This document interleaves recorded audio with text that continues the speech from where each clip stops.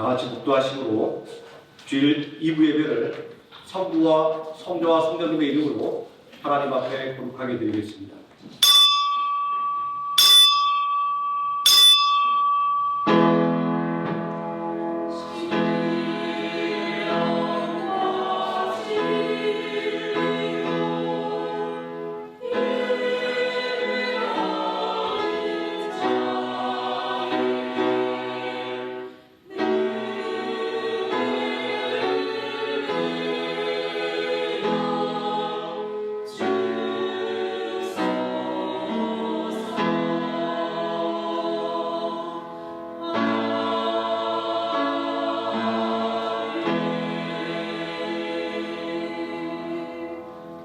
한 부자가 있어 자색옷과 고운 베옷을 입고 날마다 화롭게 즐기더라. 그런데 나사로라 이름하는 한 거지가 헌데투성이로 그의 대문 앞에 버려진 채 그 부자의 상에서 떨어지는 것으로 배불리려 하매 심지어 개들이 와서 그 헌대를 핥더라. 이에 그 거지가 죽어 천사들에게 받들려 아브라함의 품에 들어가고 부자도 죽어 장사되매 그가 음부에서 고통 중에 눈을 들어 멀리 아브라함과 그의 품에 있는 나사로를 보고 불러 이르되 아버지 아브라함이여 나를 긍휼히 여기사 나사로를 보내어 그 손가락 끝에 물을 찍어 내 혀를 서늘하게 하소서. 내가 이 불꽃 가운데서 괴로워하나이다.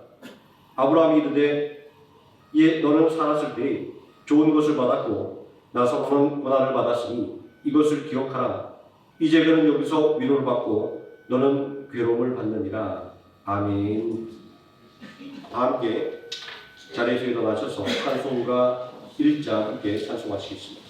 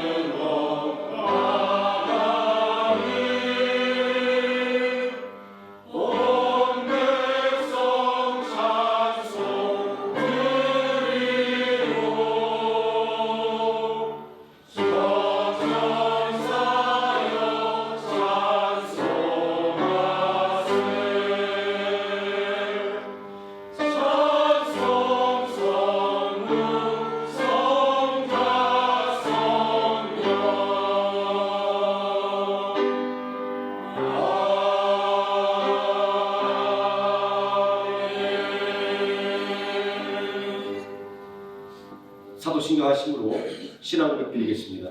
전능하사 천지를 만드신 하나님 아버지를 내가 믿사오며 그 외아들 우주 예수 그리스도를 믿사오니 이는 성령으로 잉태하사 무교며 마리아에게 나시고 본디오 빌라도에게 고난을 받으사 십자가에 못 박혀 죽으시고 장사한 지 사흘 만에 죽은 자 가운데서 다시 살아나시며 하늘에 오르사 전능하신 하나님 우편에 앉아 계시다가 저리로서 산자와 죽은 자를 심판하러 오시리라. 성령을 믿사오며 거룩한 공예와 성도가 서로 교통하는 것과 죄를 사하여 주시는 것과 몸이 다시 사는 것과 영원히 사는 것을 믿사옵나이다. 아멘.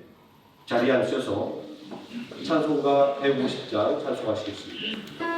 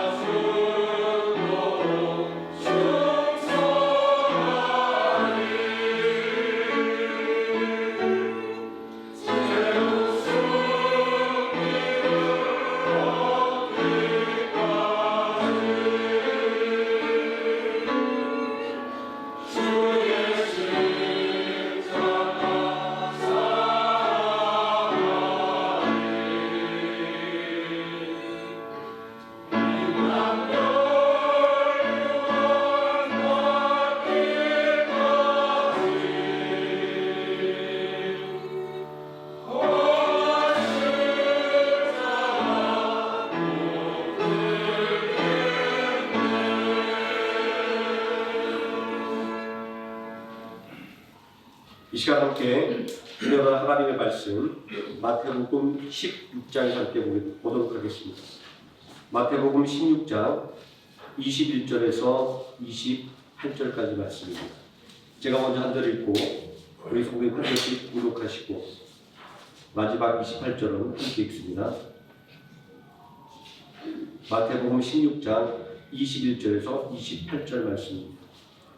이때로부터 예수 그리스도께서 자기가 예루살렘에 올라가 장로들과 대제사장들과 서기관들에게 많은 고난을 받고 죽임을 당하고 제3일에 살아나야 할 것을 제자들에게 비로소 나타내시니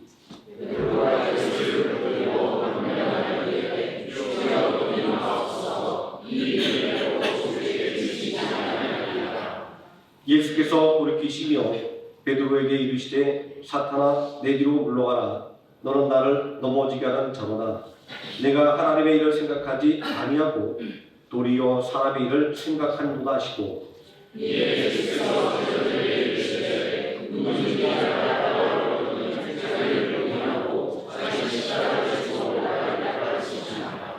누구든지 제 목숨을 구원하고자 하면 잃을 것이요 누구든지 나를 위하여 제 목숨을 잃으면 찾으리라. 사람이 많이 목숨을 얻어도 제 목숨을 잃으면 무엇이 유익하리요? 사람이 무엇을 주고 제 목숨을 잃으냐? 인자가 아버지의 영광으로 그 천사들과 함께 오리니 그때 각 사람이 행한 대로 갚으리라. 진실로 너희에게 이르노니 여기서 있는 사람에게 죽기 전에 인자가 그 왕권을 가지고 오는 것을 볼 자들도 있느니라. 아멘. 김정태 안수사님 나오셔서 우리를 대표해서 기도해 주시겠습니다. 기도하시겠습니다. 왕이신 우리 아버지 하나님, 그리스도 밖에 있었고 외인이요 소망이 없고 하나님도 없던 저희에게 우리가 아직 죄인이었을 때에 하나님의 아들 독생자를 우리를 위해 대속물로 내어주심으로 우리에 대한 아버지의 사랑을 확정하여 주시고 그리스도 안에 있는 자로 긍휼을 입은 자로 하나님의 백성으로 삼아주신 그 크신 은혜의 감사와 찬양을 올려드립니다. 또한 한 주간의 삶을 하나님의 보호하심과 은혜로 살다가 구별된 시간에 하나님의 하노이 생명나무 교회 이 주일 예배로 하나님 아버지 앞으로 나와 예배드릴 수 있게 해주셔서 감사드립니다. 이러한 사랑을 입은 저희들은 마땅히 하나님의 선하시고 온전하시고 기뻐하시는 뜻을 좇아 살아가야 함에도 불구하고 여전히 내 자신이 내 삶의 주인이 되어 자기 소견에 오른 대로 육신의 정욕과 안목의 정욕과 이생의 자랑을 따라 살았으며 삶의 여정 가운데 자기를 부인하기보다는 자기의 의의를 드러내며 자기 십자가 지기를 거부하며 불평하였음을 고백합니다.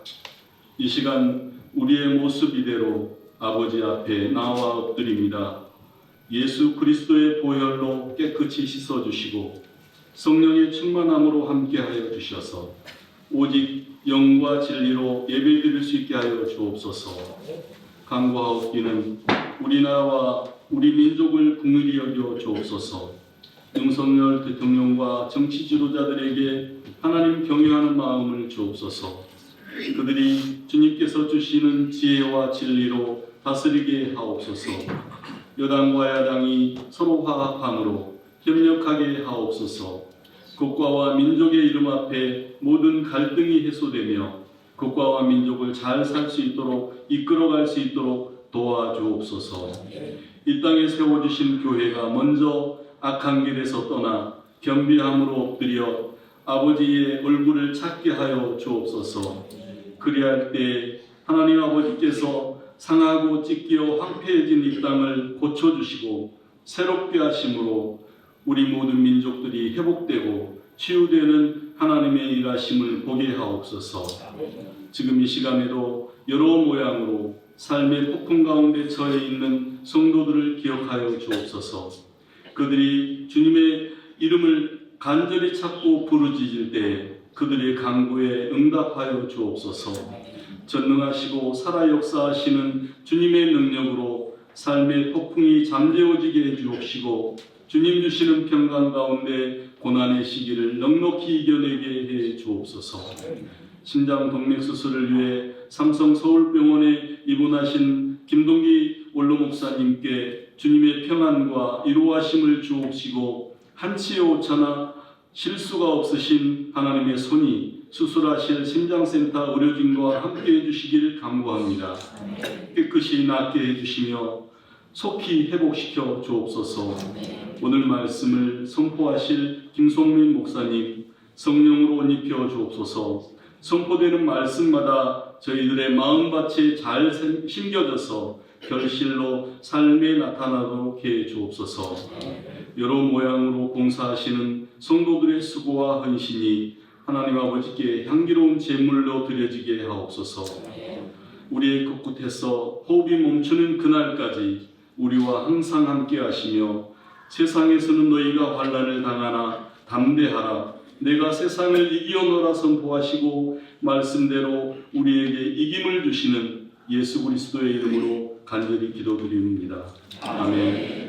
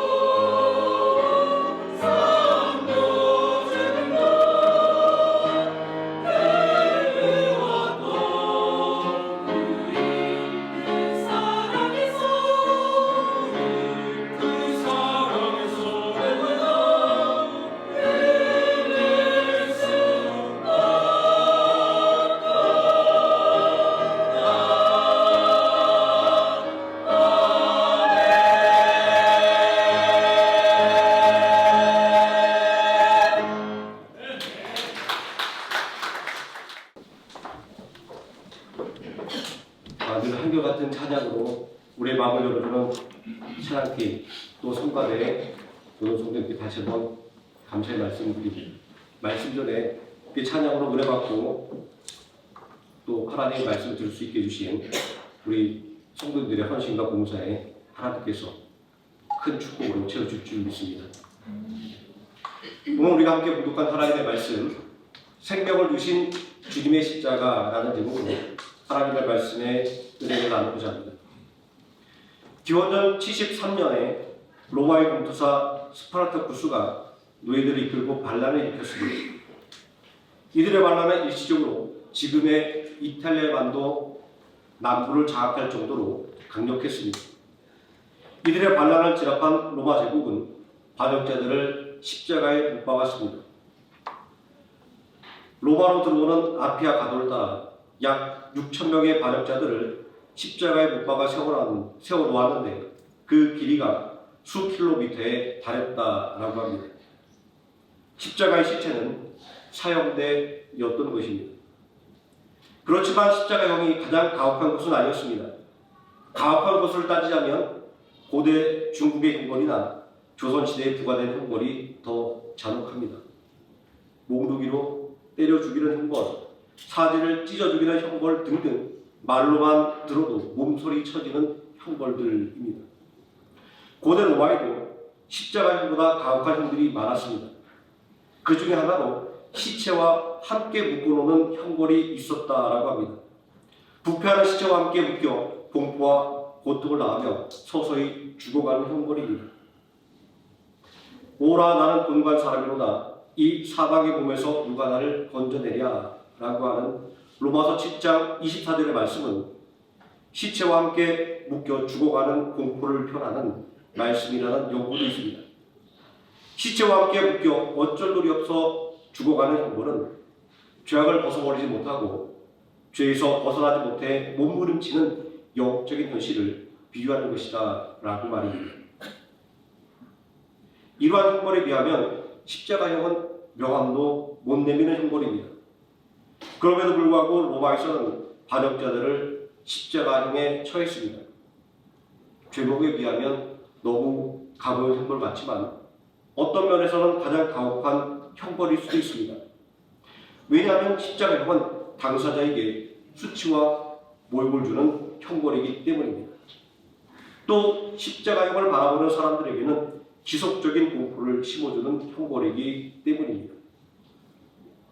십자가형은 큰 기둥을 땅에 세우고 죄수들이 자신을 기둥에 매달 가로물을 쥐고 걸어가서 기둥에 못 박히는 형벌입니다.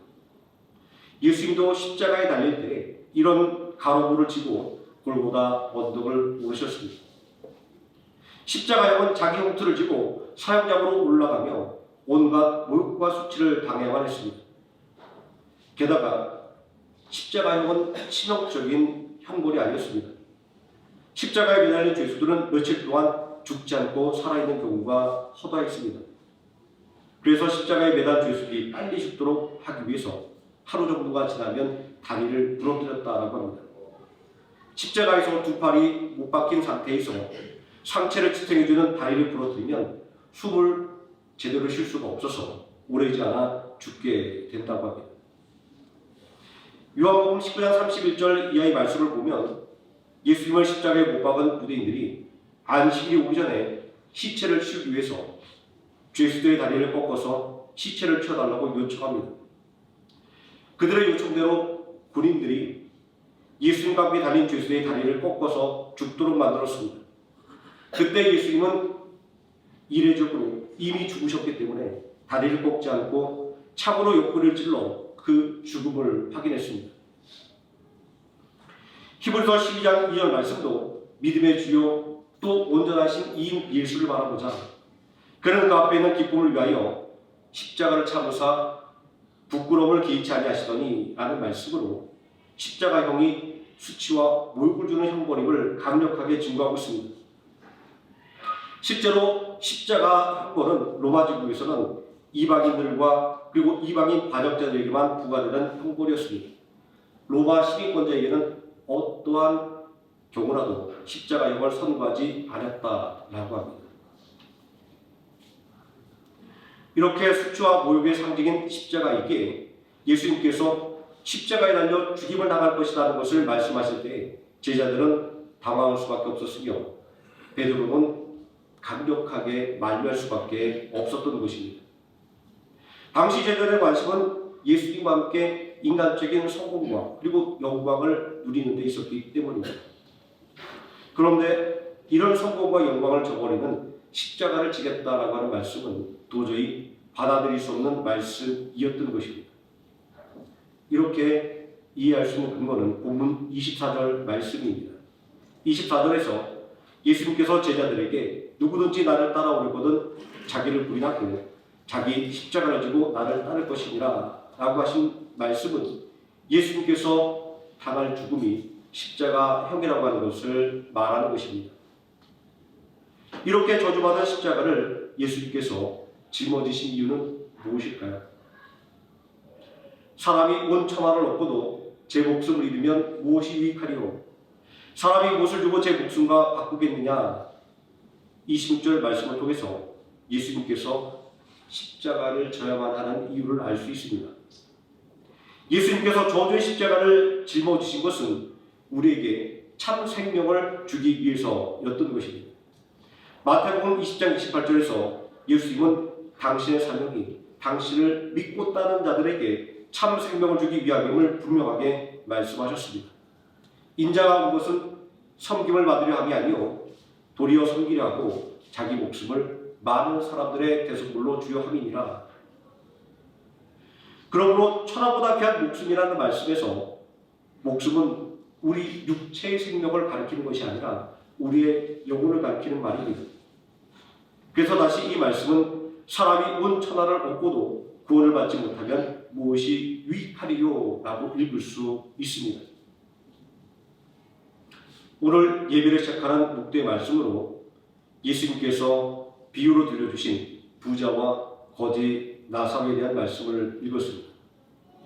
부자는 유대적인 관점에서 하나님께 인정받은 사람입니다.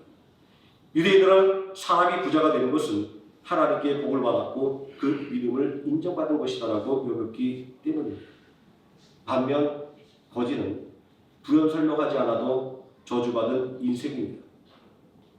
그런데 예수님의 비유는 우리의 상식과는 반대 방향으로 전개되는 것을 볼 수 있습니다. 복받은 사람이라 여겨지는 부자는 이름도 심지어 별명도 기록되어 있지 않습니다. 그냥 부자입니다. 매일 자기를 위해 화원원 잔치를 하는 부자일 뿐입니다. 여기서 그의 관심은 하나님이나 구원에 있지 않고 오직 자기 자신만을 향해 있다라고 하는 것을 알 수 있습니다. 반면 저주받은 인생이라고 여겨지는 거지에게는 이름이 있습니다. 격을 낮춰 별명이라고 말할 수도 있겠습니다. 그 거지의 이름은 나사로였습니다. 나사로란 이름의 뜻은 하나님의 도움입니다. 다시 말해 나사로는 거지였지만 하나님의 사랑을 받는 자였다라는 것입니다. 우리는 이러한 예수님의 비유의 구도 속에서 부자와 거지 나사로의 관심이 어디에 있었는지를 알 수 있습니다. 부자의 관심은 오직 자기 자신에게만 있었고 거지 나사로의 관심은 하나님께 있었던 것입니다. 비록 극단적인 비유이지만 우리는 이 비유 속에서 하나님의 도움과 사랑을 받는 사람은 어떤 사람인가를 알 수 있습니다. 비록 부자랄지라도 자기 자신만을 위하는 사람이 아니라 비록 거지랄지라도 하나님을 바라보는 사람이 하나님의 도움과 사랑을 받는 것입니다. 예수님은 당신이 걸어갈 십자가의 길을 말씀하실 때 이를 긋고 말려는 베드로를 향해서 너는 하나님의 일을 생각하지 않고 도리어 사람의 일을 생각하는구나 라고 책망하셨습니다. 십자가의 길을 회피하거나 가로막는 것은 마귀적인 것이라는 것까지 말씀하면서까지 말입니다. 우리는 부자와 거지 나사로의 길 속에서 예수님께서 제자들에게 말씀하신 하나님의 길과 인간의 길이 무엇인가라는 것을 깨달을 수 있습니다. 어떤 일을 이라고 할지라도 하나님을 생각하며 하는 일은 하나님의 길이며 어떤 일이라고 할지라도 자기 자신만을 위한 일은 인간적인 길인 것입니다. 부자의 삶은 인간적으로 볼 때 나발할 것 없이 훌륭한 삶일 수도 있습니다. 하지만 인간적으로 훌륭한 삶을 할지라도 구원에 대한 관심이 없이 오직 자기 자신만을 위하여 사는 삶이라고 한다면 아무런 가치가 없는 것입니다. 왜냐하면 그가 갈 곳은 영원한 지옥뿐이기 때문입니다. 반면에 거짓 나사로의 삶은 인간적으로 볼 때 별 볼 일 없는 정도가 아니라 저주받은 삶이라 해도 할 말이 없습니다. 하지만 인간적으로 별 볼 일 없는 삶이라 할지라도 그가 구원에 대한 관심을 갖고 산다고 한다면 그의 삶은 충분히 가치 있는 삶이 되는 것입니다. 왜냐하면 그가 갈 곳은 영원한 천국이기 때문입니다. 물론 이 비유의 말씀이 현실의 삶은 가치가 없고 오직 내일의 삶만이 가치가 있다고 말하려고 하는 것은 아닙니다. 다만 오늘보다 더 가치 있는 내일이 있다고 하는 것을 알아야 한다는 것을 말하려고 하는 것입니다. 우리는 내일의 소망을 위해서 오늘 고생하는 것을 마다하지 않습니다. 그렇게 내일을 생각하지 않고 오늘만을 즐기는 사람을 우리는 미련하다 이렇게 말합니다. 그런데 영원한 삶이 있음에도 불구하고 영원한 삶을 준비하지 않는 오직 오늘이라고 하는 현실에만 얽매여 산다라고 하는 것은 정말 미련한 일입니다. 예수님께서는 이 점에 대해서 이렇게 말씀하셨습니다. 사람이 온 천하를 얻고도 제 목숨을 잃으면 무엇이 유익하리요? 사람이 무엇을 주고 제 목숨과 바꾸겠느냐라고 말입니다.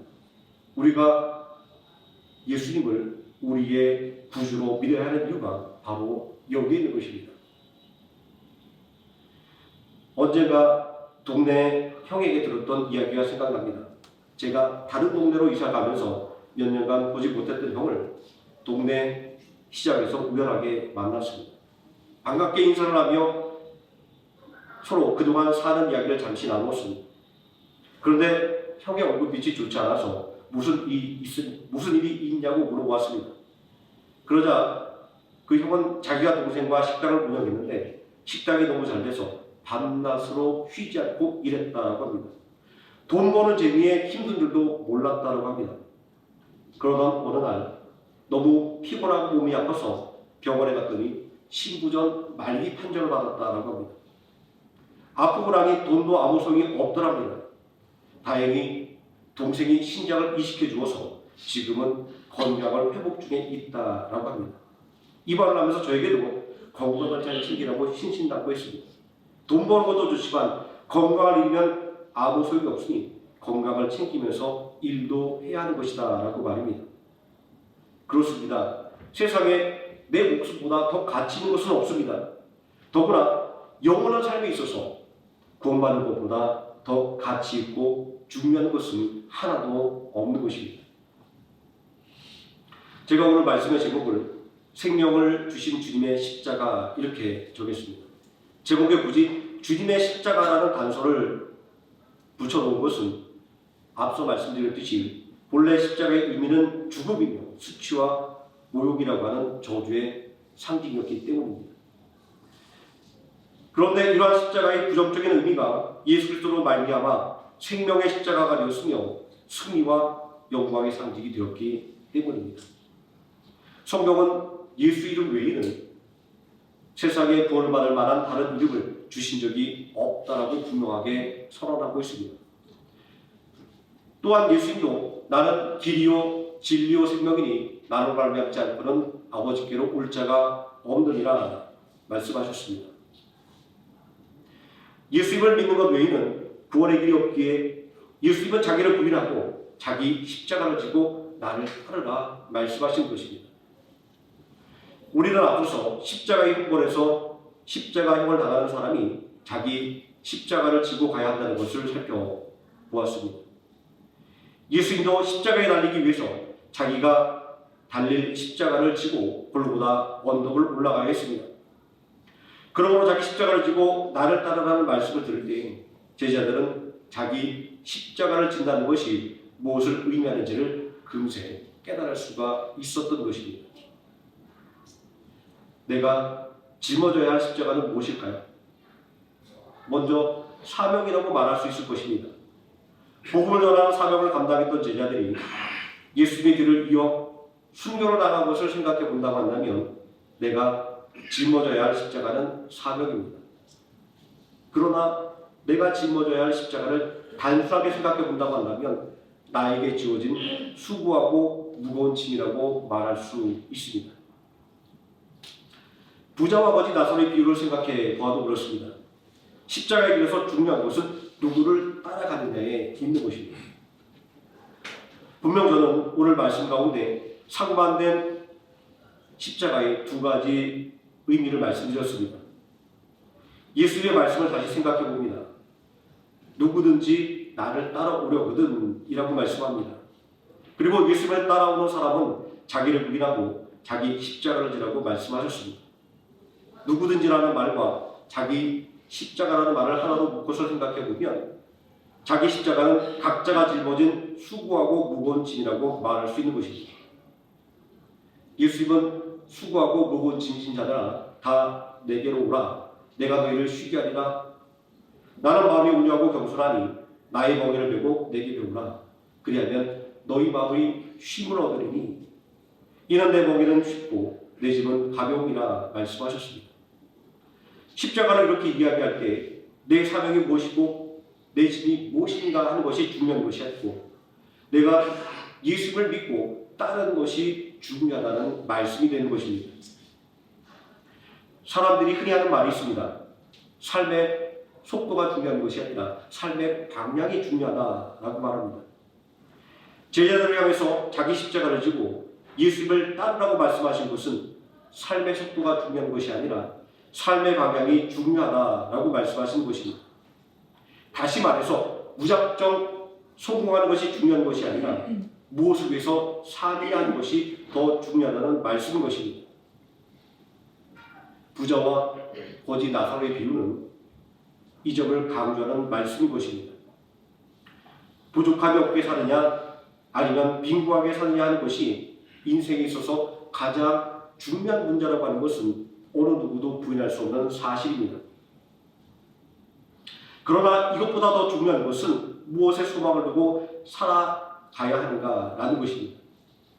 하나님이 없는 삶, 예수 그리스도를 구주로 고백하지 않은 삶은 아무리 풍요를 누리고 자기 만족을 누린다고 할지라도 결국에는 복이 되지 못하는 것입니다. 하나님에게는 아무런 관심이 없고 오직 자기 자신만을 위해 살았던 부자가 영원한 저기에 갔다는 비유는 이러한 점을 우리에게 말하고 있는 것입니다. 반면에 빈곤한 삶이며 고통받은 삶이라 할지라도 예수 그리스도를 온전히 믿으며 바라는 삶이라고 한다면 하루하루가 천국의 기쁨을 누리는 삶인 것입니다. 하나님의 사랑을 받은 거지 나사로가 아브라함의 품에 안겼다라고 하는 비유는 이러한 점을 말하는 것입니다. 예수님께서 내가 십자가에서 죽음을 당해야 한다고 말씀하셨을 때 제자들이 당하고 놀란 것은 십자가는 그들이 생각했던 목표가 아니었기 때문입니다. 예수님을 따르는 제자들의 목표는 세상적인 의미의 성공이었습니다. 예수님을 왕으로 삼으려고 했던 백성들의 소망대로 예수님께서 이스라엘의 왕이 되시면 그 나라에서 한 자리 차지하는 것이 그들의 목표였으며 성공의 잣대였던 것입니다. 이런 제자들을 향해서 사람이 온 천하를 얻고도 제 목숨을 잃으면 무엇이 유익하리요? 사람이 무엇을 주고 제 목숨과 바꾸겠느냐라는 예수님의 말씀에 속되는 십자가 없는 성공이 무슨 의미가 있는가라고 반문하신 것입니다. 바둑 용어에 환격이라고 하는 말이 있습니다. 이 환격이라고 하는 말은 내 바둑돌 한 개를 희생해서 잡히게 한 다음에 다시 그 자리에 두어서 상대방의 바둑돌을 여러 개 따내는 것을 가리킵니다. 당장 눈앞에 보이는 성공이 진짜 성공이 아닐 수 있다라는 것입니다. 제자들은 예수님의 십자가 앞에서 십자가 없는 성공이란 신기루와 같다라고 하는 것을 경험했습니다. 주님을 위해서라면 목숨도 아끼지 않겠다라고 호언장담하던 베드로는 예수님을 저주하며 부인했습니다. 예수님의 십자가 앞에서 예수님을 따르던 제자들은 도망치기에 바빴습니다. 하지만 예수님께서 말씀하신 십자가의 길의 의미를 깨닫게 되었을 때 그들은 예수님께서 걸어가신 십자가의 길을 따라 걸어가는 것을 마다하지 않았던 것입니다. 제가 말씀을 시작하면서 이야기한 아피아 가도는 로마로 들어가는 주 도로입니다. 이 길은 전장에서 승전한 군대가 환호를 받으며 개선하는 길이기도 했습니다. 우리에게 영어로도 잘 알려진 코바디스 도미니오, 주여 어디로 가십니까? 라는 말의 무대가 바로 이 길이었습니다. 박해롭게 로마를 빠져나가던 베드로가 로마를 향해 걸어가시는 부활의 예수님을 만난 이후에 다시 로마로 들어가 순교를 나가는 모습은 당당한 개선장군의 모습을 연상케 합니다. 베드로는 그가 말했던 세상적인 성공을 이루지는 못했지만 그보다 더 큰 성공을 이루었습니다. 그를 통하여 복음이 전파되었으며 그의 이름이 성경에 기록되어 밤하늘의 별처럼 영원히 빛나게 되었기 때문입니다. 죄로 인하여 죽을 수밖에 없는 우리를 위하여 십자가의 길을 걸어가신 예수님의 순종을 통해서 십자가는 새로운 소망과 그리고 새로운 전망을 갖게 되었습니다. 왜냐하면 오늘 삶이 전부가 아니라 내일이 있다라고 하는 것을 굳게 믿게 만들어 주었기 때문입니다. 또 아무리 어려운 현실이 할지라도 예수 그리스도와 동행하는 삶이라고 한다면 승리와 영광의 삶이라고 하는 것을 깨닫게 만들어 주었기 때문입니다. 오늘 우리가 믿음으로 기념하는 성찬은 이러한 십자가의 의미와 목적을 되새기는 것입니다. 나도 제자들처럼 예수님께서 걸어가신 십자가의 길을 따라 걸어가겠다라고 하는 다짐을 하는 것입니다. 예수님은 성찬 제정의 말씀을 통해서 성찬이 예수님께서 우리 죄를 위하여 십자가에 못 박히는 당신의 육신이며 십자가에서 흘리는 희생의 피라고 말씀하셨습니다. 사도 바울은 고린도전서 11장 23절 이하의 말씀에서 주님께 받은 성찬 제정의 말씀을 동일하게 전하고 있습니다. 성찬을 행하는 것은 예수님의 대속의 십자가를 기념하는 것이고 성찬을 먹는 것은 예수님의 순종의 십자가를 기념하는 것이다 라고 말입니다. 우리는 매월 첫째 주에 반복되는 성찬을 통하여 생명을 주신 주님의 십자가를 기념하는 것은 성찬에는 죄로 인하여 죽을 수밖에 없는 아버지 하나님의 뜻에 죽기까지 순종하신 성자 하나님이신 예수 그리스도의 헌신이 들어있기 때문입니다. 또 성찬에는 우리에 대한 사랑을 확증하기 위해서 독생자도 아끼지 않고 십자가에 내주신 성부 하나님의 사랑이 들어있기 때문입니다.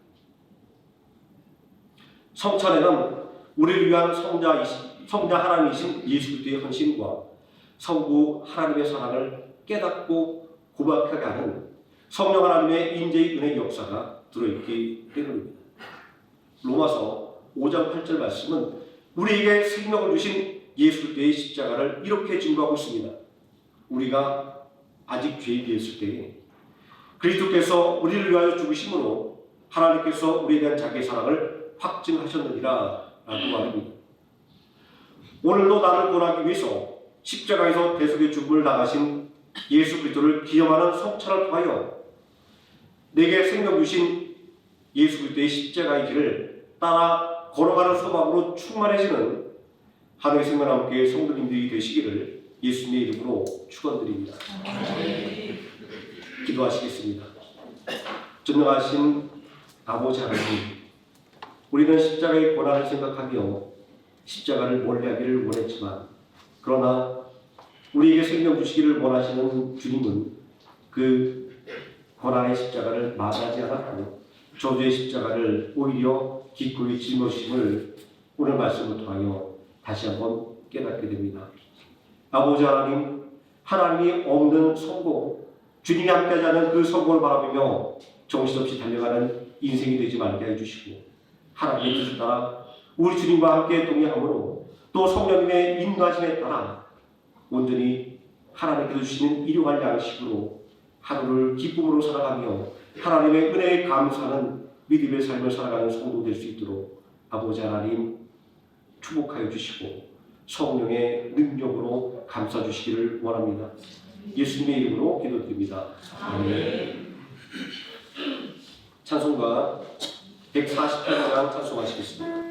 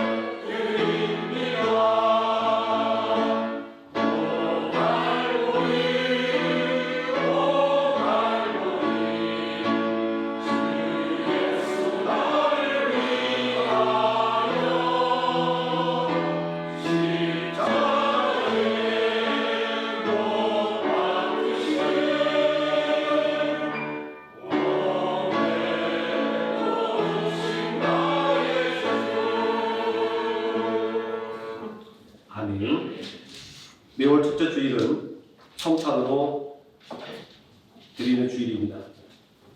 이 시간 우리가 우리를 위하여 몸 찢기시고 피 흘리신 주님의 성찬을 대하기 전에 지난 8월달 하나님의 뜻대로 온전히 살지 못했던 우리 죄를 회개하고 새롭게 주어지는 9월달은 조금의 허위도 없는 믿음의 삶을 살아갈 수 있는 힘을 달라고 함께 통성으로 기도하시겠습니다. 전능하신 아버지 하나님, 우리를 사랑해 주심으로 독생자도 아끼지 않고 십자가에 내어주신 하나님의 사랑을 오늘 이 성찬을 통하여 다시 한번 기억합니다. 아버지 하나님, 우리를 구하기 위하여 온갖 수치와 모욕과 저주도 만하지 않았던 우리 주님의 억지를 오늘 이 성찬을 통하여 다시 한번 생각합니다. 우리를 향한 하나님의 끝없는 사랑을 생각한다면 하나님의 말씀대로 살아갈 때에 우리의 삶을 돌아보시고 오늘이 하나님의 뜻을 살지 못했고 또 하나님의 은혜를 온전히 감사하지 못하며 오히려 원망과 불평으로 지었던 마른 나비의 소식을 고백하지 않을 수 없습니다. 아버지 하나님, 우리 연약함과 아버지 하나님, 우리 부족함과 하나님 앞에 늘 회개의 길로 나갈 수밖에 없는 우리들을 불쌍히 여겨주시고 우리에게 성령의 능력으로 더욱더 충만하게 채워주심으로 말미암아 하나님 우리 구주 예수 그리스도를 닮아가는 귀한 성화의 삶을 살아가게 이끌어 주시기를 원합니다. 아버지 하나님, 지난 한 달간의 후회를 내려놓고 설교주는 구원 한 달간은 성령의 인도하심을 따라 아무런 후회 없이 하나님의 길을 따라가며 우리 주님을 위하여 살아갈 수 있는 믿음의 성도들 될 수 있도록 아버지 하나님, 이 시간 성찰을 통하여 은혜와 능력을 우리에게 충만하게 공급하여 주시기 원합니다. 예수의 이름으로 기도드립니다. 아멘. 내가 너희에게 전한 것은 주께 받은 것이니 곧 주 예수께서 잡히시던 밤에 떡을 가지사 축사하시고 떼어 이르시되 이것은 너희를 위하는 내 몸이니 이것을 행하여 나를 기념하라 하시고 십회 또한 그와 같이 잔을 가지시고 이르시되 이 잔은 내 피로 세운 새 언약이니 이것을 행하여 마실 때마다 나를 기념하라 하셨으니 너희가 이 떡을 먹으며 이 잔을 마실 때마다 주의 죽으심을 그가 오실 때까지 전하는 것입니다. 그러므로 누구든지 주의 떡이나 잔을 합당하지 않게 먹고 마시는 자는 주의 몸과 피에 대하여 죄를 지는 것이니라. 사람이 자기를 살피고 그 후에야 이 떡을 먹고 이 잔을 마시지니 주의 몸을 분별하지 못하고 먹고 마시는 자는 자기의 죄를 먹고 마시는 것이니라. 아멘. 찬송가 229장 찬송하시면서 성찬하실 때 제 오른편에 성님부터 나오셔서 성찬을 받도록 하겠습니다.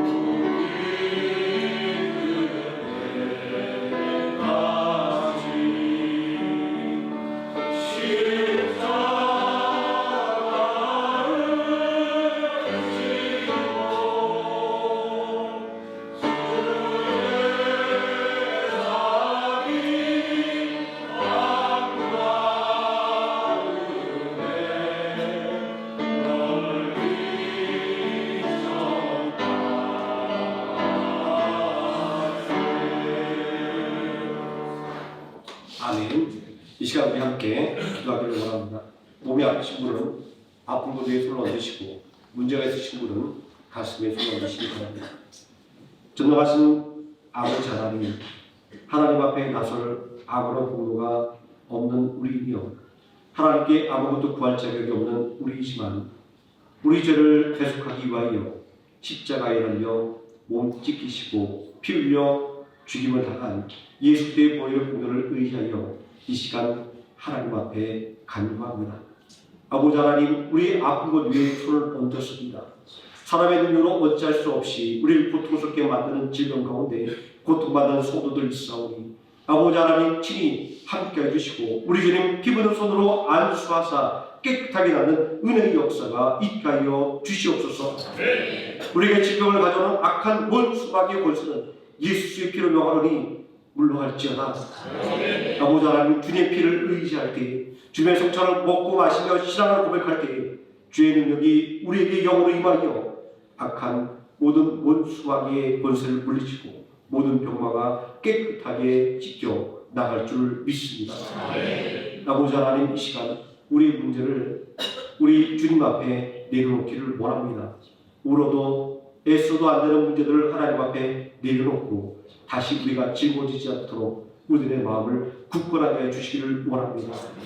오늘이 하나님께서 책임져 주시고 하나님께서 해결해 주신다는 믿음으로 하나님 앞에 온전히 내려놓고 하나님께 맡기는 우리 모든 성도들의 믿음이 되어서 아버지 하나님 바라고 원하는 대로 온전하게 이루어지는 은혜의 역사를 매일같이 경험하는 우리 모든 성도들 되게 하여 주시옵소서.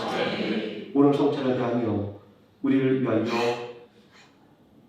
죽기까지 복종하신 예수 그리스도의 헌신과 또 우리를 너무나 사랑하여 독생자도 아끼지 않은 하나님의 사랑과 오늘도 우리에게 그 사랑과 은혜를 깨닫게 만들어 주시는 성령 하나님의 임마누엘을 고백하며 예수 그리스도의 이름으로 간절히 기도드립니다. 아멘. 교회 소식을 말씀드리겠습니다. 김동기 원로 목사님 원래는 내일 신혈관 수술 예정돼 있었는데 집안에 결혼식 잔치가 있어서 내일 삼성병원에 입원해서 이제 검사받고 일정이 나온다고 합니다. 자세한 내용들은 제가 남동도에 여전대 카톡방에 공지를 해드리겠습니다. 그리고 찬양팀 팀원을 모집합니다. 찬양 및 그리고 또 악기도 봉사하실 그런 마음이 있으신 분은 주저하지 마시고 찬양팀으로 봉사해 주시면 고맙겠습니다. 중고등부 교사를 모집합니다. 고3 수험생의 대학 입시를 위해서 계속 기도를 부탁드립니다. 김다니엘, 문민영, 황민석 이제 9월달 내로 전체가 수시 합격자 발표가 납니다. 끝날 때까지 하나님께서 인도해 주시고 바라고 원하는 길과 그리고 하나님께서 좋은 길로 인도해달라고 계속 기도해 주시면 고맙겠습니다. 제가 순서가 하나 바뀌었습니다. 헌금 순서가 바뀌었습니다. 찬송가 51장 1절 찬송하시면서 준비한 예물을 하나님께 드리겠습니다.